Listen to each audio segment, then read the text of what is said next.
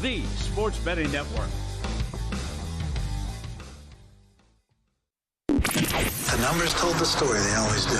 It's one of those idiots who believe in analytics. This is a numbers game with Gil Alexander on VSiN. Good Friday morning to you. It is a numbers game at VSiN, the Sports Betting Network, VSiN.com, Game Plus, iHeartRadio, YouTube TV, and of course, Sirius XM Channel 158. It's Gil Alexander, it's Kelly Bidlin, and I look like I'm falling off the screen. You notice that?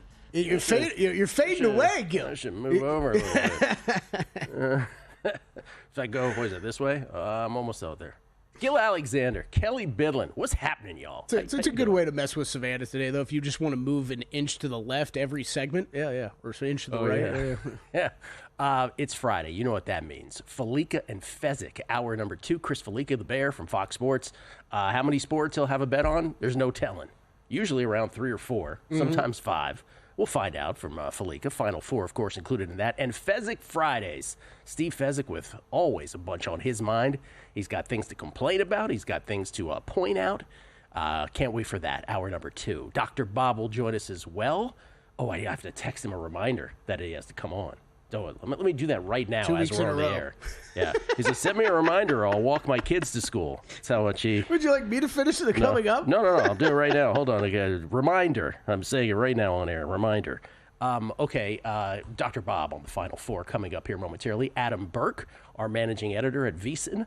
All his thoughts, Final 4, baseball and beyond. And Dalen Cuff in moments from ESPN. Yeah. Dalen Cuff on video this week, too. Because the past couple times we've had him, he's been in between, like... He'd be like, I'd love to join, but I'm going to be coming off a radio show, and then I got to get to a TV show, and then I got to go, like, probably play in some game. The man is busy. He's busy. He's busy.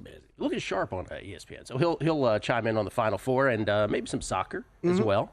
We'll get into that. And we have Are We Sure? Estamos Seguros coming up momentarily. That's right. The Friday edition of that. I just want to say this, though. Warriors beat the Lakers last night. Did you watch every second of it like I did? Oh, I fell asleep early in the third quarter, Gil. Well, you missed a few things. One, let me just say this. The Warriors beat the Lakers 123-116 in a game that the Lakers never got to one possession. They got as close as 5. The Lakers were down 6 with the rock in the last minute, and then Draymond Green stripped Luka on his way up for a shot. And this is why I bring this up, is for you, because you made the Lou Dort bets. Montesano made the Lou Dort bets. I was mad at myself for not making the Dort bets. Still may make it, but after last night, and Reggie Miller having a sexual experience watching us, it's like, okay, Reg, I got it. You think he should be the defensive player of the year. He's up to minus 345 now. Whether you agree or disagree on whether he should be the defensive player of the year, the fact that one play and a reaction... Well, it's not just the one play. It's because Draymond is also out there telling you, listen, this is my last shot at winning this. Give it to me. I hear you, but he was doing that the past 2 days. Those odds remained the same until that game occurred last night. That happened, and now he's down to minus 340. Minus 340. The aforementioned Dort is 7-1. Mobley in between, still at 4-1. Everybody else 50-1 or longer, including Shea, who's 150-1, which a case can be made for Shea too. I think this is still way more up for grabs than those odds. I would agree with you there. I'm just telling you that was Draymond center stage in a big game. And with that win, by the way, of course, the more important thing is that is a large win for the Golden State Warriors. As the Warriors now, again, if the playoffs were to begin, it's still a Lakers-Warriors 4-5, with the Lakers having the home court because they are one game better in the loss column. But the Warriors are a 9-iron away from being the 3 seed as well. And they got the Nuggets tonight in a back-to-back. So that's a monster game tonight also. Nuggets 47-30 in the 3-hole. Lakers 46-30 in the 4-hole. Warriors 45-31 now in the 5-hole. By the way, the Grizzlies 45-32, as are the T-Wolves right behind that. And the Clippers 44-32. It's just a logjam. It really is. But Gil, if you can get up to that 3 seed, any one of these teams that finishes in that 3 seed, and Houston, good on you for banking enough wins to get up to that 2 seed right now, and that you'll probably not finish worse than the 3 seed. They'll be 2. Yeah, right. They'll be 2. But if you possibly get to avoid, I mean, think about what the Thunder path could be. And I've got Thunder Western Conference tickets. It could be Thunder versus, I'll say, the Clippers, because I've been building up the Clippers so much, right? It could be Clippers, it could be Warriors or Lakers before you even get to the Western Conference Finals. And I don't want to see either one of those teams right now. I just want to leave that with this. The Warriors now, since acquiring Jimmy Butler, are 20-5 straight up. But with both Curry and Butler in the lineup, right, because those guys have taken games off, with Curry and Butler both in the lineup, do you know what the Warriors are? I don't know. One loss? 19-2. 2? That's a record that should be getting the attention of everyone, including the Thunder. When Moses Moody starts, you know what the Warriors are this year? 24-4. Point that out as well. But 19-2 with Butler and Curry. I'm still going to go back to if they're going to be a real thing, and by real I mean Western Conference Finals, NBA Finals, right? Because I think they're good enough to be there.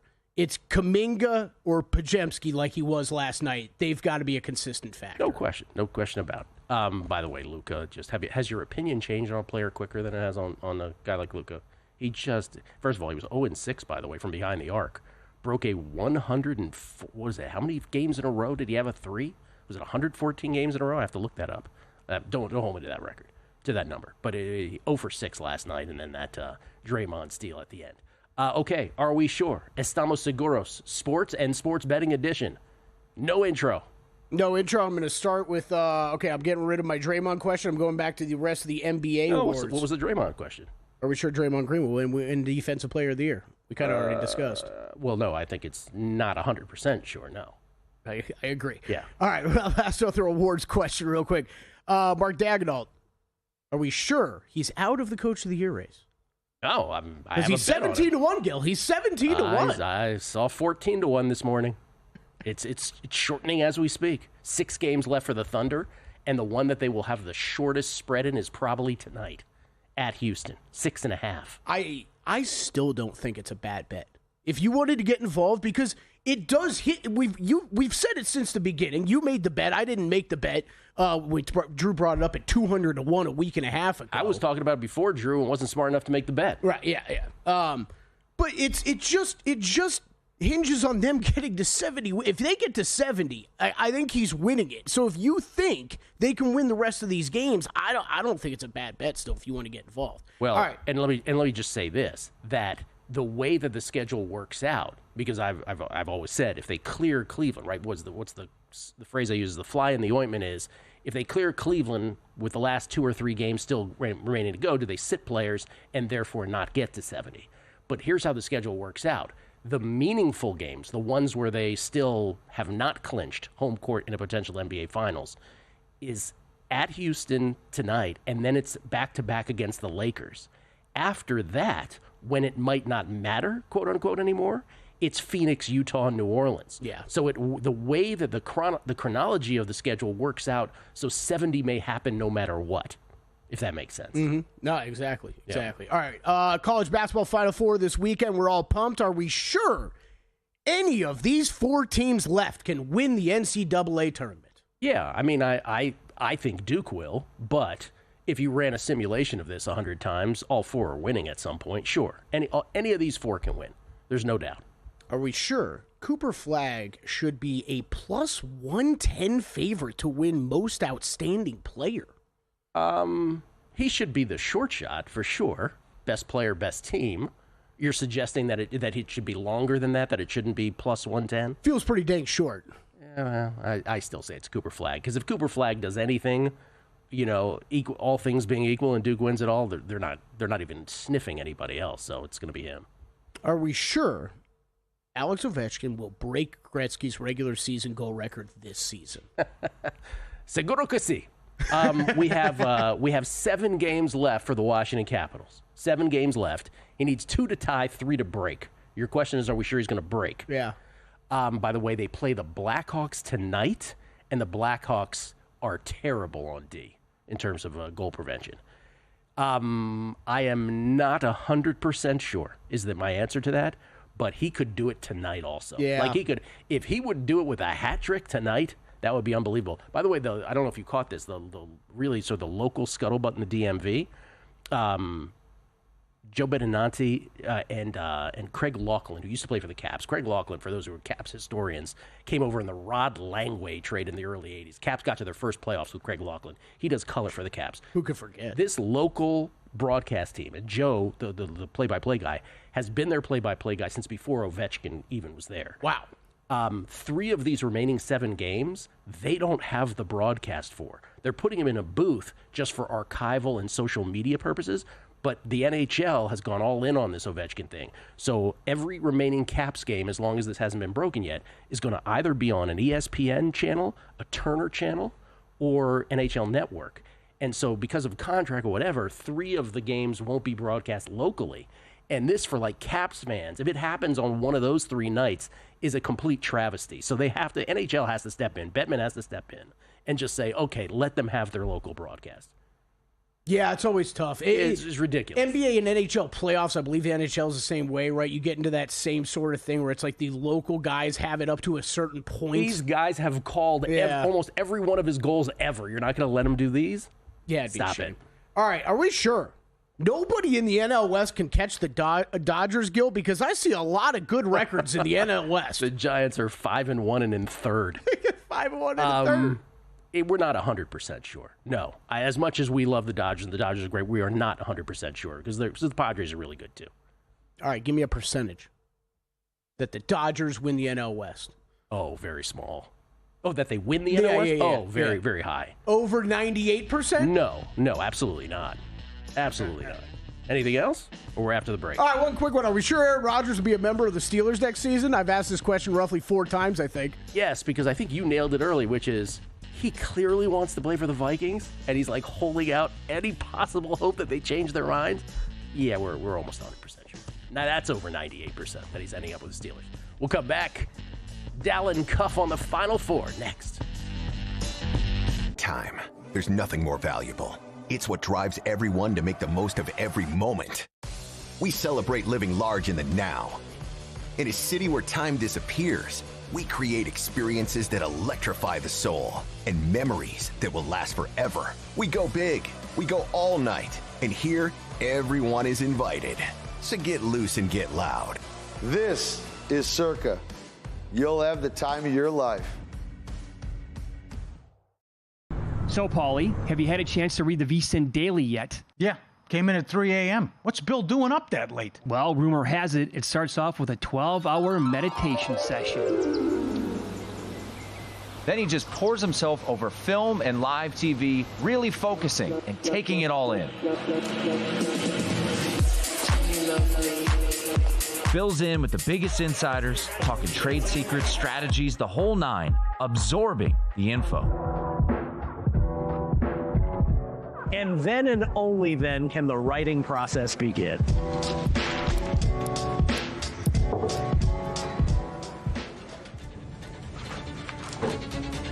In Las Vegas, Bill's late night becomes your early morning. Wake up to the very latest betting insights in your inbox with the VSiN Daily. Sign up for free at vsin.com/newsletter. Coming up on the next edition of Follow the Money, we'll talk to Jim Jackson and Lon Kruger from Fox Sports. They'll be in studio for the final hour to preview the Crown and also the Final Four and who's going to win the whole thing. 14 games tomorrow in MLB. Dodgers try to make it 9-0, and the Padres try to stay undefeated in Wrigley. And 10 games in the association with a little over a week left to play. Follow the Money weekdays 4 to 7 Eastern on VSiN, the Sports Betting Network, and Sirius XM Channel 158.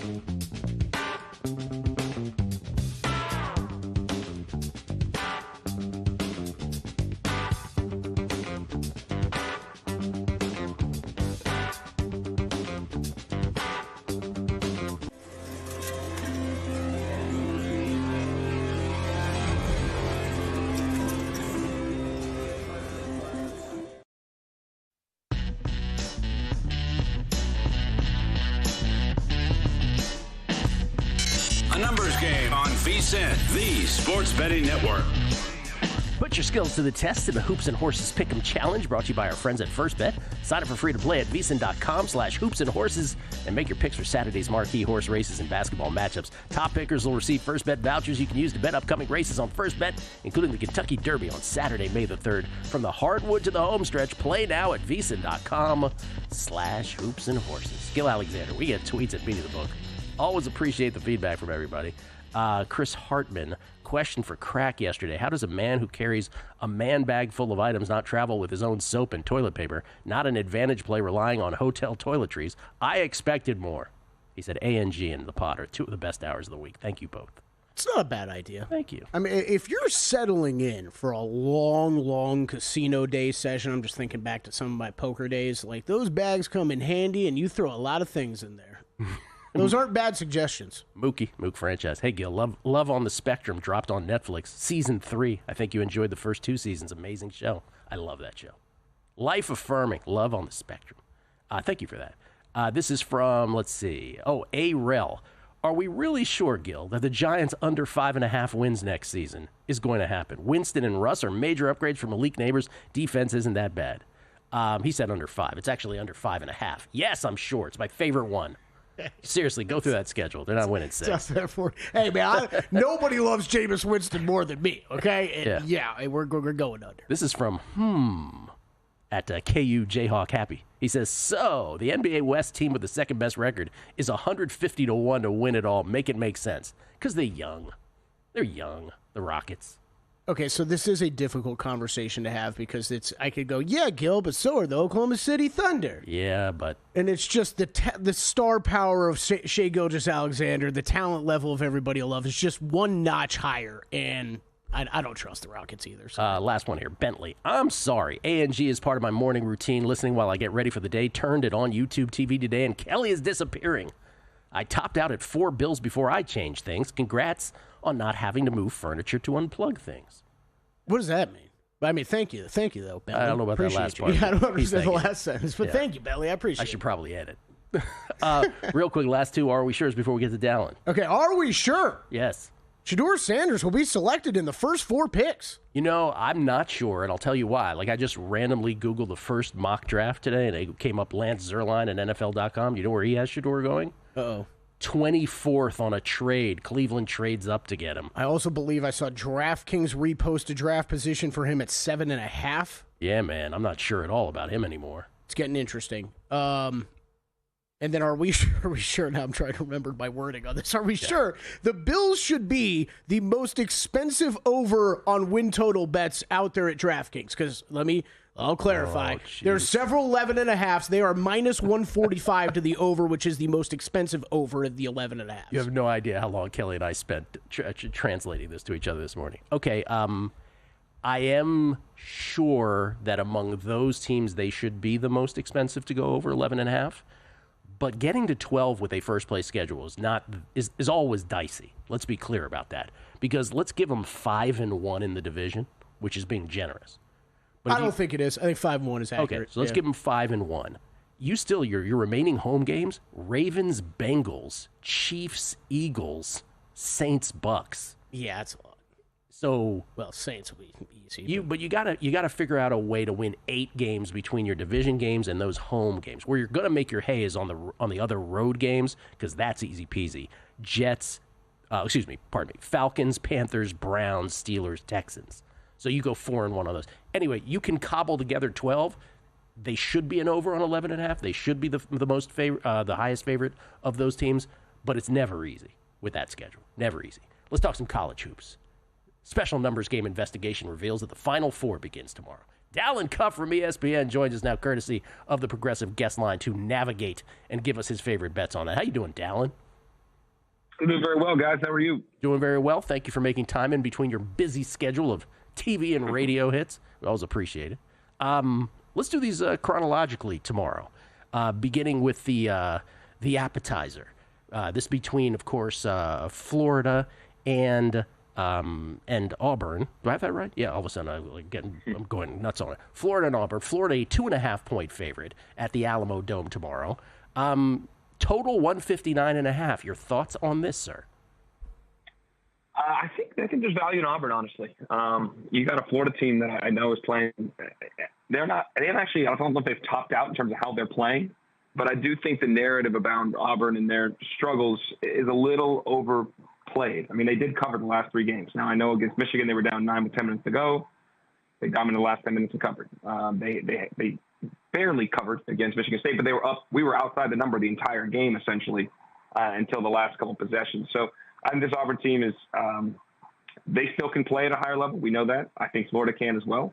But I think they will learn from the loss they suffered at the Jungle. They will defend better. They were terrible in that game, guys, and they lost by 9 handily. They did not keep Florida out of the paint. Florida's able to get shots in the paint. They were spraying for threes. They got played in transition. They did not play well. And Florida played without Elijah Morton. So I realize I'm giving you all the reasons why Florida should probably cover this game. I think this is closer to a coin flip. You're going to give me 2.5 points. I'll take 2.5 points. I think Auburn can undoubtedly win this game, assuming Janai Broome is at 100%. And Janai Broome says no limitations. He says we're to take him at his word. I would guess.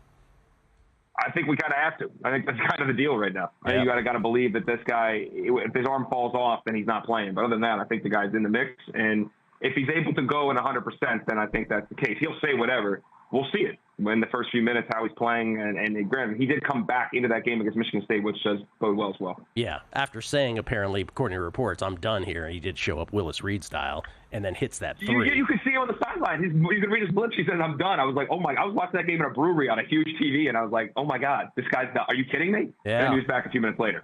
Yeah. Well, he says no limitations, so he's a go. Florida 2.5-point favorites again. In the early game, and by early I mean the 3:09 p.m. Pacific start time, 6:09 Eastern. Houston Duke, the nightcap. Duke favored by 5 here. Duke, the short shot to win it all. Do you see it that way? And what would you do with the spread here? Total 137 against Houston. Same thing. I'm on the dogs here, and I like Houston in the number. I know it's moved, and the money's coming in on Duke, or it's gone from 4.5 to 5.5. But I think this is a situation where Houston is more than capable of winning this game, and the level of physicality and how hard they're going to make it for them to run things through their pick and roll. I'm very interested to see how, whether it's Cooper Flagg, Con Knipple, Tyrese Proctor, because you know those are going to happen. They're going to blitz the ball screen. And they need to keep it in the middle floor. You don't want to play it on the side, but sometimes they're very effective at clearing out the side and playing a 2-man game on the side and having making hay. The Blue Devils are. So, but this is really hard to do against Houston. When they blitz that ball screen, are they all able to play out of it? And they able to hit the short roll man? Are they able to get it reversed and get that ball playing on the other side and you play in an advantage situation? I'm very interested to see how they handle that. At times, too, I wonder if John Shire wants to post Cooper Flagg and make them double because they're going to double big to big, and believe that he can play out of it and through it and then create advantage situations on the opposite side of the floor. So I think it's a great chess match. I think this is a Houston team that they can shoot it more than teams in the past. My question is not will they be able to slow down Duke offensively, as gifted as Duke is offensively. It really is, are they going to be able to score enough? Because Duke's defense is elite, and they have positional size at every position. And that poses a lot of problems. And they can switch a lot of screening action, keep the ball in front of them, and make you take contested shots. And although Houston can make some contested shots, that's not exactly where they want to live, is taking contested threes. They're very good in three-point line, but they don't take a ton of attempts per game. They're like bottom 100 in the nation in three-point attempts per field goal attempt. So I think this situation where you have value, though, in the 5.5 points. I'm going to take the 5.5 points. I think Houston win the game. I think this is a 1 or 2 possession game, and Duke is finally tested at a level we haven't seen since Clemson beat them in February. Talking to Dalen Cuff from ESPN. Dalen, I leave you with this, and I won't put you in a bad position and ask you to rank all 4 of these coaches, but I'll just ask, in a crunch time situation, talking all 4 here, Golden, Pearl, Shire, Sampson, in a crunch time situation, in a tight game, of those 4 coaches, who is the guy you trust the most to figure it out, to do something to give his team that edge that is necessary to put them over the top? Wow, it is a tough question because no matter what, guys, we are leaving this Final Four with a new head coach to win a first-time head coach winning a championship at least. I think Golden will do things out of the box late. We saw that in Texas Tech. He's done it since USF. He will foul ahead of time. He will make the right decisions, and I credit him. I credit Shire. I think Bruce Pearl motivates his guys in a different way. I'm going to lean toward the old head here in Kelvin Sampson, and the reason for that is there is a culture about which Houston plays with that when the chips are down and they are struggling, these dudes lean into what they are and who they are. And at the base level, they are junkyard dogs that will compete for 40 minutes. And every coach you talk to that plays them, it just feels and looks different. So late game, when you're trying to draw something up, sometimes those dudes just find a way to make a play. So the question is, yes, so I trust Kelvin Sampson, but it's the culture that he's built that I'm leaning into, that those guys sometimes, somehow, just find a way. And that's where I'm going to go. All right. Appreciate it. Dalen, thank you so much for the time. We'll be watching you this weekend. Thanks, boy. Dalen Cuff, everybody. Appreciate you. Be well. At Dalen Cuff, DalenCuff on the old Twitter machine. Mm-hmm. Yeah. Like it when he wears those light suits. Yeah.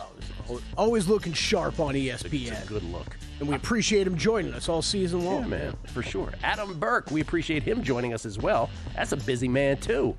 Our VSiN managing editor. Next, baseball. College hoops next. And they're off.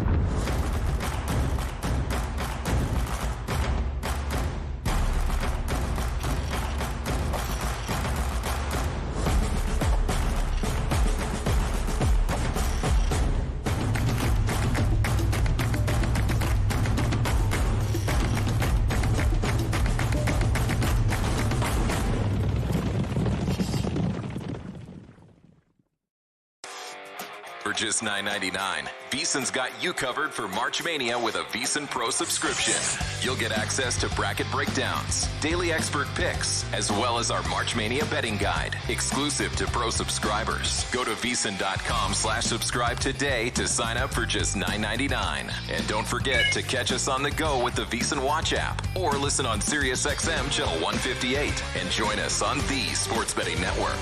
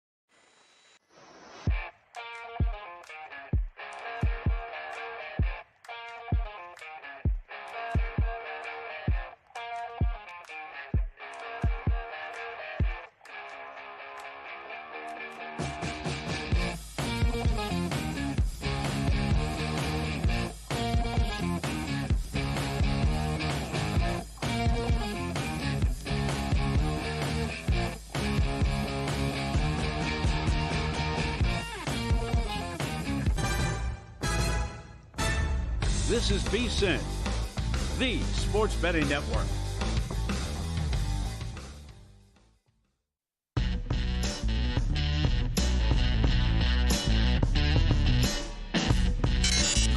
Game on VSiN, the sports betting network. Edge Boost is the first ever bank account built for bettors, ensuring all gambling transactions are approved. No usage fees, no minimums. Earn cashback rewards, 100% approval for all betting deposits. Sign up today at edgeboost.bet with promo code ANG. ANG is an 8-numbers game, the fine show you're taking in right now. You know, I was just about to say you've been mailing that in, but you just came through. Well done. Deposit $25 and Edge Boost will match the deposit. That's edgeboost.bet. It's Gil Alexander. That's Kelly Bidlin, everybody. I don't know if you ever met Kelly Bidlin before. He's shrinking before our eyes. What I used to do is make up different things for what the ANG stands for, but that's what I mean. That gets dangerous sometimes. Who knows what's going to come out of my mouth? Let's see. We get tweets of being the book. Joe C714. Couldn't listen to you guys all week because I was in Maine for work all week. Messed up my morning routine, and it was cold. Are we allowed to say cold A? No? Cold AF? Okay, there you go. He was in Maine complaining. Maine is beautiful, by the way. What gorgeous building am I looking at? Have you ever been to Maine in the summertime? Does it say Armory? What does that say? Oh, Kelly's literally walking up to look at this guy. Look at this guy. Okay, his big hand, his face getting in the camera. Oh, man, we've got a little too comfortable here. Joe C. By the way, Maine in the summertime, gorgeous. Have the lobster. I went to Bar Harbor once. Bar Harbor, One of the Maine. greatest weekends of my life. Have the lobster. Blueberry beer, blueberry pie, lobster nonstop, and just do it all over again for like 3 straight days. It was amazing. A. Brown down in Jungle Land says, on behalf of all those who tailed Drew on Dagnall 200-1, Coach of the Year, can we just stop talking about it altogether? Your daily mention of the odds dropping has us dreaming when in the end we'll all be fighting Kelly for a teddy bear at the CLV store. That's right. Can I get that teddy bear right there? I'm looking for one of those snap bracelets this time around. Oh, yeah. That's what I got my eyes set on. Maybe those fluffy dice I can get right now. Ladies and gentlemen, he is a part of the glue that holds this operation together. His name is Adam Burke. He is a baseball savant. You can tell me no different. The greatest baseball previews I've ever read in my life. Back at Bang the Book back in the day. He's our VSiN managing editor. He comes to us courtesy of the Progressive Guest Line at Skating Tripods. A classic Twitter handle for Adam. How you doing, Adam? I'm good. Portland, Maine. There's a bar called Mash Tun. They have a great beer list. My wife loved the bourbon sangria. It's down on Wharf Street. Really, really great spot. I loved Maine. It was awesome when we went there. It's gorgeous. Did you say bourbon sangria? That sounds fantastic. Yes. Okay. Yeah, I can't. I'm going to look into that. He's gonna look. The problem is Adam is going to look at it and look into it now while we're doing this. All right, baseball season. What do you like today, sir?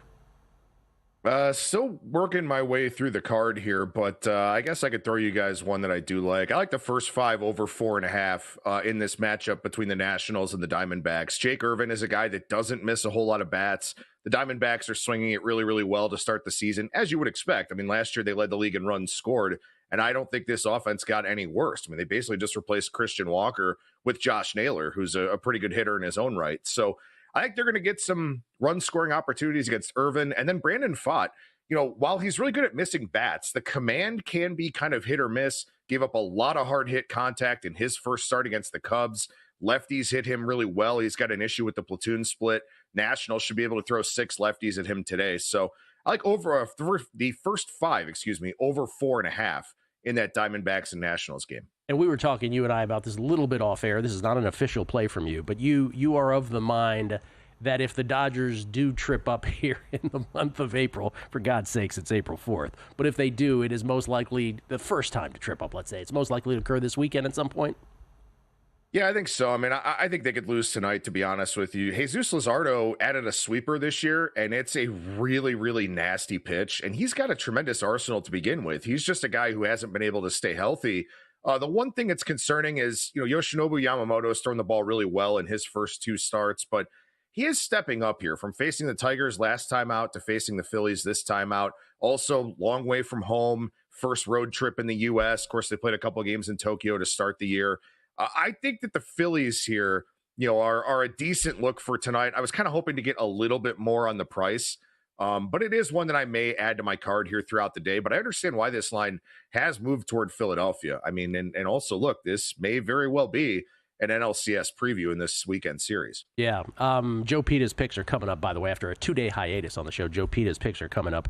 And he points out, though, that The Freeman loss, right? Freeman being out of the lineup against the lefty tonight, not as big of a deal for the Dodgers as it might be against Nola and Sanchez, two righties this weekend as well. So that's a point we should probably make about the Dodgers-Philly series. Dodgers 8-0, 2 away from being the betting casher in the race to 10, with a 2-0 head start, remember, earlier before the rest of the league began.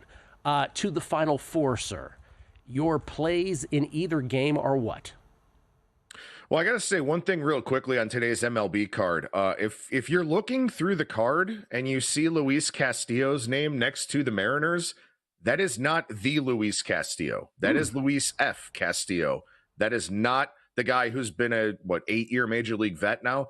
Different guy, same name. So if you're out there looking at the Mariners and you see them as a big underdog today against the Giants and Justin Verlander, just keep in mind that's not the right Luis Castillo, because that's something that I think could definitely trip people up here today, seeing that big of a dog price against the Giants. So I just wanted to throw that out there. That is excellent. For everybody. Excellent little PSA. Actionable or unactionable, whichever way you choose to play it, betting information. That's good. That, by the way, big cruel joke by the Mariners to do that. Yes. Yeah, and a pitching change, actually, too. Bryce Miller was supposed to go today, so they're sending out, like I said, the other Luis Castillo. As far as the Final Four goes, I mean, look, the Auburn-Florida game is a little bit perplexing because statistically these two teams are remarkably similar, right? They're only separated by 0.4% in three-point percentage, about 0.5% in two-point percentage. They're both top 10 teams in effective field goal percentage defense. They have identical three-point percentages against. Statistically, they line up very, very similarly. The difference is Florida is playing at a really high level, and Auburn hasn't really been playing at the same level here of late. So I do think that Florida absolutely deserves to be favored in this game. I don't know what you're going to get out of Bruce Pearl's team. I have a pretty good idea of what I'm going to get out of Todd Golden's team. I think because of how similar these two teams are, and even their shot selection is pretty similar too, I kind of lean slightly towards Auburn getting points just because I think this is a super close game. But to me, this is one where you take the Auburn money line and you don't even worry about the 2.5 if that's the side you want to go with, because I think Auburn wins the game or the spread doesn't come into play at all. What about game 2? So in game 2, I mean, maybe this is a little bit square. Maybe this is a little bit, kind of basic thinking, but I mean, I like Duke. I mean, Houston is a team that really the only thing they can do on offense is shoot the three. And if they don't shoot the three well in this big venue like the Alamo Dome, they're going to get, they have the chance to get run off the floor in this game because Duke is so good offensively in so many different areas, and they're almost as good defensively as Houston is. So I just, the Cougars, when they face elite competition, because they have no semblance of a half-court offense for the most part, they really, really struggle. And I think Duke has the opportunity to really exploit that here. Duke has tremendous size. Obviously, they can get to the basket. They can shoot it from deep. Houston can only shoot it from deep. And if they don't do that, they're going to struggle. So I think Duke is the side there, despite the fact that you're laying 5 in a game where statistically there's not a whole lot of gap between the two teams. So last segment, I asked Dalen Cuff from ESPN to give me the coach that he trusts the most. of the remaining 4 coaches, Golden, Pearl, Shire, and Sampson, who's the one that he trusts the most to make and I didn't say it this way, but a plus EV decision, basically, that will be just enough of an edge, that give his team just enough of an edge to perhaps put them over the top. He came up with Kelvin Sampson. He did concede Golden might have the most analytical viewpoint, but he went with Sampson. I didn't want to get him in trouble because he often has to interact with these coaches. I don't have this same burden here. Tell me the coach of the 4 that you trust the least, that in a crunch time situation you're like, oh, no, not this dude.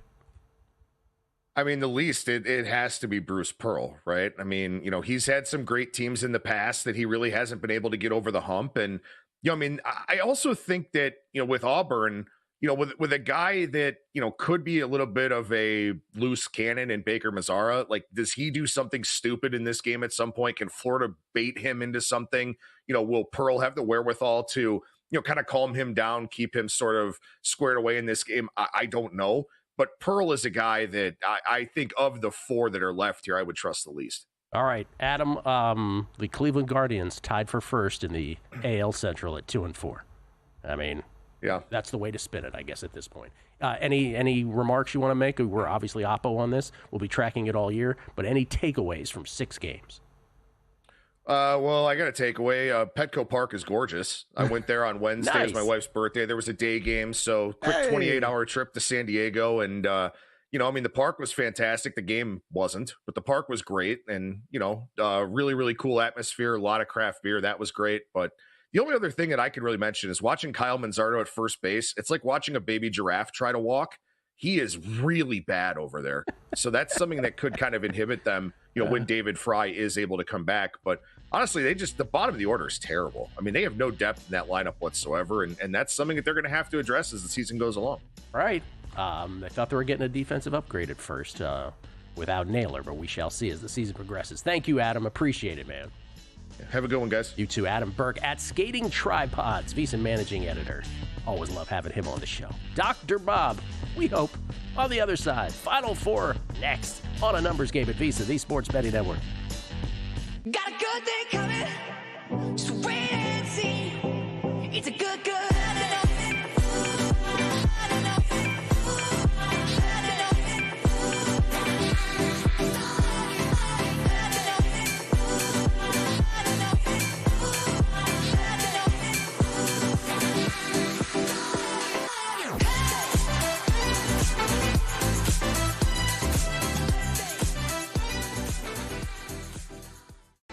Sports betting game with VSiN's exclusive betting splits. Stay ahead with real-time market trends and track bet percentages on any matchup, then uncover the edge by comparing them to the amount of bets placed to find out where the sharp money is headed. Upgrade to VSiN Pro to access betting splits, live odds, line moves, power ratings, and in-depth game analysis. Go to VSiN.com/pro to join VSiN, the Sports Betting Network.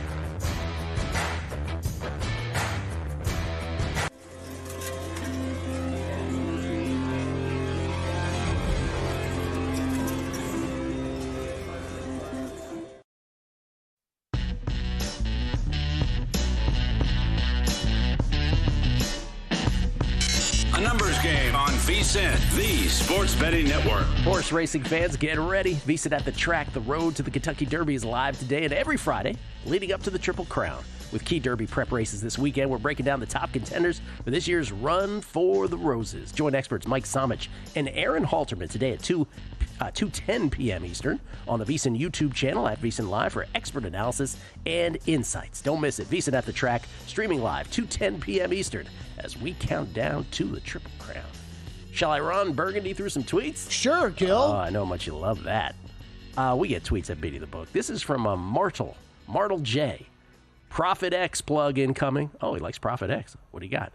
Not only do they have the tightest baseball money line spreads, he says, they also have White Lotus exotics. Come on. He says, I got Belinda to die plus 450, move to plus 250. Hashtag moving markets. Come on. Profit X has that? Is it too late in the season for me to be like, whoa, spoiler alerts here? I don't even know who the character is. Oh, that's fantastic that they have White Lotus exotics at Profit X. Have we? I know we've talked about it, but have you dabbled with Kalshi at all? Because didn't I just see that just got legalized in all 50 states? Which I didn't see the latest. Would include one Nevada. Yes, it would. Let me check my list of states. Yes, Nevada is on there. Well done. Mike Rouse, odds that Fezzik later references a movie today, minus 450. Oh. Odds on a Val Kilmer movie, plus 110. I don't know if Fezzik does Val Kilmer, because Fezzik's references are like... The Big Lebowski's like minus 175 alone. Yeah, that's right. I don't know, was he a Top Gun guy? Do you remember when producer number 7, Jason That's Kahn? Dave Ross. Dave Ross works a Top Gun reference in every week. My favorite Jason Kahn, producer number 7 moment. Was he producer? Yeah, producer 7. When the new Top Gun, the latest Top Gun, Maverick came out, I was like, I haven't been to a movie theater in like years. And he goes, you're not going to go see Top Gun Maverick, Gil? I'm like, no. He goes, really? He was so incredulous that I wasn't going to go see that. Logic 3227. Yo, I went to Bar Harbor, Maine in the summer about 10 years ago. It was one of the best weeks of my life. Yes. Of course, only I would get into an argument with a complete stranger who was a Pats fan on a whale watching trip. Yeah, you probably should. That's awesome. I feel like that's what you do on vacation in Bar Harbor, Maine. What do you mean you don't like the Pats? Lobster, blueberry pie. Lobster. Getting fights on whale watching boats. Cowboys _Cubs 1. Yo, hey, man. Country Club and K. Michael Biddlin never mails it in on Fridays when he does show up on Fridays. Let's go Cubbies. Sorry, Jason, if that is your real name. Talking about Spreadopedia. Bam! Hashtag SoCal bias. I don't know. That's unprovoked shot at Jason. Yeah, right and me, I guess. Ladies and gentlemen, he is a pioneer in the industry. And he works harder than any human being I've seen ever in this industry. We used to go to, not only did we live close to each other when we were in San Francisco together, but I got to witness how hard he worked just in person. But also, when we would go to like the MIT Sloan Sports Conference, everybody would be out hobnobbing, networking, and Bob would be like, I got to go to my hotel room and handicap 130 college basketball games. See you later. Wouldn't see him until the next day. It's Dr. Bob, ladies and gentlemen, at Dr. Bob Sports, at Dr. Bob Sports on Twitter. How you doing, Bob? I'm doing good. I'm glad I could make it this week. Sorry about last week. That's all right. You know, I don't want to take you away from taking your kids to school, man. I don't want to be that guy. I want you to be that guy. That's not good, Bob. It's not Father of the Year material right there.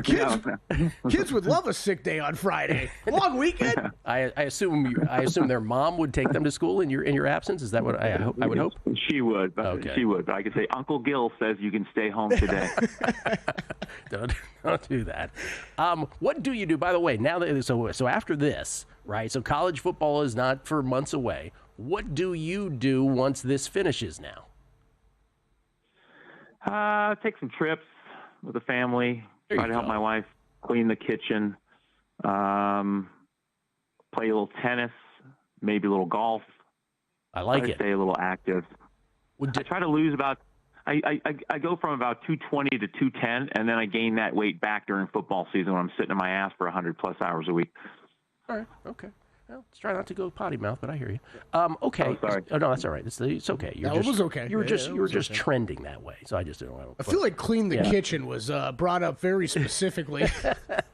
Maybe she's upset with that. So, and I just want to, the last question before we get to your final four thoughts here is, do you, now that the transfer portal exists, does this complicate your life in a way that you have to start college football and college basketball, for that matter, prep earlier, or does it make it moot and you start later now?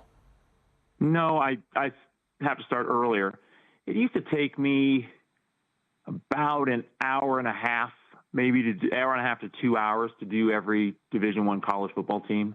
Now it's more like 2.5 to 3.5 hours, just because I've got to sort through all the transfers, and I've had to incorporate. It's not as easy as it used to be. I mean, I have to incorporate talent ratings, and then look how they did at their previous school. If they did have performance at their previous school, if they did get in some games, I have to transfer that to how they might do in the current system they're in, et cetera. It's just, and coaches are moving around a little bit more than they used to. So where'd that coach come from? How did he do in his last stint?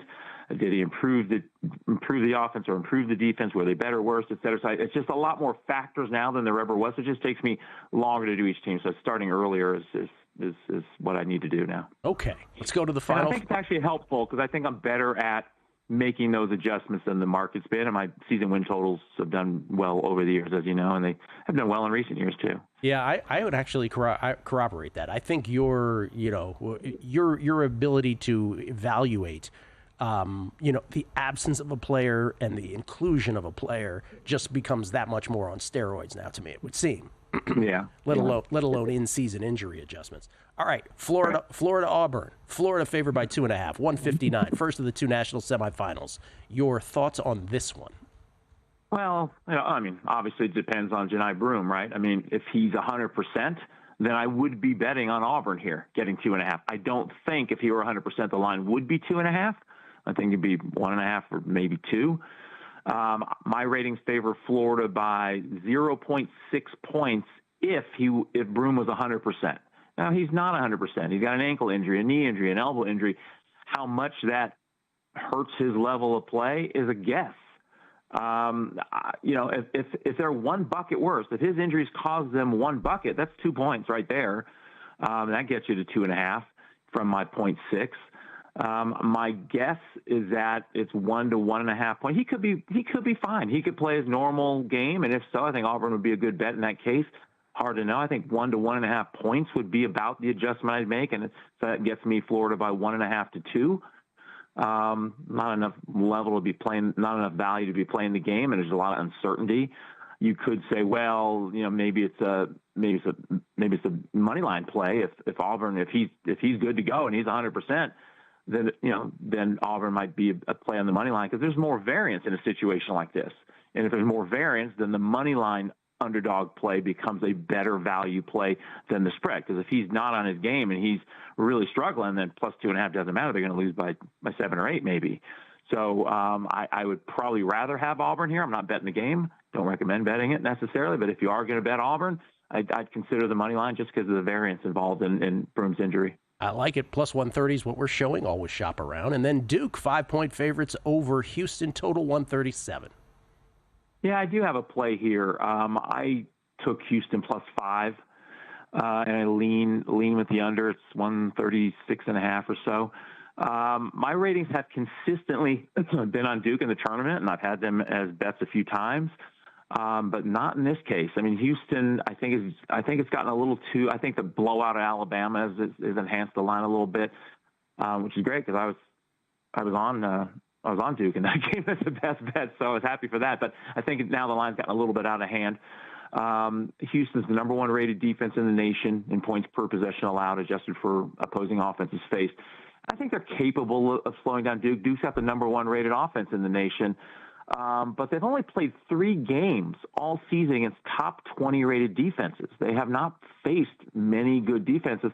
And in those 3 games against top 20 defenses, those being Kansas, Clemson, and Auburn, they lost 2 of those 3 straight up. And they lost to Kansas and Clemson. They beat Auburn by 6. So they haven't really done well against the 3, and they dominated bad defensive teams. So maybe their great offensive rating is skewed a little bit toward doing well against bad defensive teams. But they've lost 2 of the 3 against the top 20 defenses they faced. Now, Houston's had a few losses against elite offensive teams too, so it's not like they're immune to losing to elite teams. I mean, they lost to Auburn, Alabama, and they split a couple games with Texas Tech, who are all top 10 offensive rated teams. But they've also won 5 games against top 10 rated offensive teams. And all three of their losses were by 5 points or less. So they've been able to hang in these games against elite offensive teams. And I think the key to this game is the three-point shooting.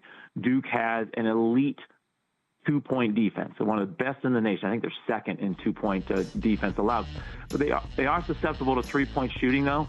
They've got a good three-point defense overall, 30.8% season, but they've given up 24% to the 10 worst and average teams they faced, and 33.2% to the other 28 games they faced. So they are susceptible to some good three-point shooting teams. So I think the matchup's good. I took Houston +5. I make it 3, and I lean toward the under. Thank you, Bob. Chris Valika, next. And we're out. Okay, give me 1 sec. I need to load funds into my gaming apps. Stormy, really,